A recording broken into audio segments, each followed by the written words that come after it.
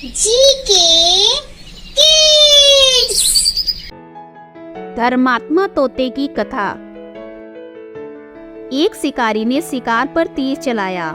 तीर पर सबसे खतरनाक जहर लगा हुआ था, पर निशाना चूक गया। तीर हिरन की जगह एक फले फूले पेड़ में जा लगा। पेड़ में जहर फैला, वह सूखने लगा। उस पर रहने वाले सभी पक्षी एक एक कर उसे छोड़ गए। पेड़ के कोटर में एक धर्मात्मा तोता बहुत बरसों से रहा करता था। तोता पेड़ छोड़कर नहीं गया, बल्कि अब तो वह ज्यादातर समय पेड़ पर ही रहता। दाना पानी न मिलने से तोता भी सूखकर काटा हुआ जा रहा था। बात देवराज इंद्र तक पहुंची। मरते वृक्ष के लिए अपने प्राण दे रहे तोते को देखने के लिए इंद्र स्वयं वहां आए। धर्मात्मा तोते ने उन्हें पहली नजर में ही पहचान लिया। इंद्र ने कहा, देखो भाई, इस पेड़ पर न पत्ते हैं, न फूल है, न फल। अब इसके दोबारा हरे होने की कौन कहे। बचने की भी कोई उम्मीद नहीं है। जंगल में कई ऐसे पेड़ हैं जिनके बड़े बड़े कोटर पत्तों से ढके हैं। पेड़ फल फूल से भी लदे हैं। वहां से सरोवर भी पास है। तुम इस पेड़ पर क्या कर रहे हो? वहां क्यों नहीं चले जाते? तोते ने जवाब दिया, देवराज, मैं इसी पर जन्मा, इसी पर बढ़ा, इसके मीठे फल खाए। इसने मुझे दुश्मनों से भी कई बार बचाया।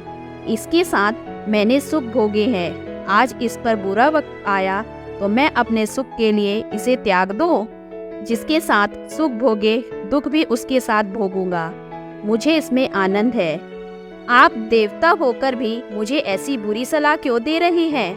यह कहकर तोते ने तो जैसे इंद्र की बोलती ही बंद कर दी। तोते की दो टूक सुनकर इंद्र प्रसन्न हुए। बोले, मैं तुमसे प्रसन्न हूँ, कोई वर मांग लो।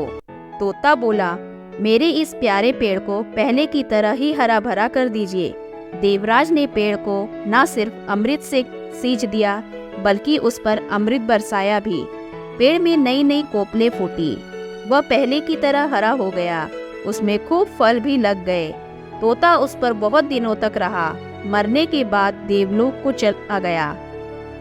युधिष्ठिर को यह कथा सुनाकर भीष्म बोले, अपने आश्रयदाता के दुख को जो अपना दुख समझता है, उसके कष्ट मिटाने स्वयं ईश्वर आते हैं। बुरे वक्त में व्यक्ति भावनात्मक रूप से कमजोर हो जाता है। जो उस समय उसका साथ देता है, उसके लिए वह अपने प्राणों की बाजी लगा देता है।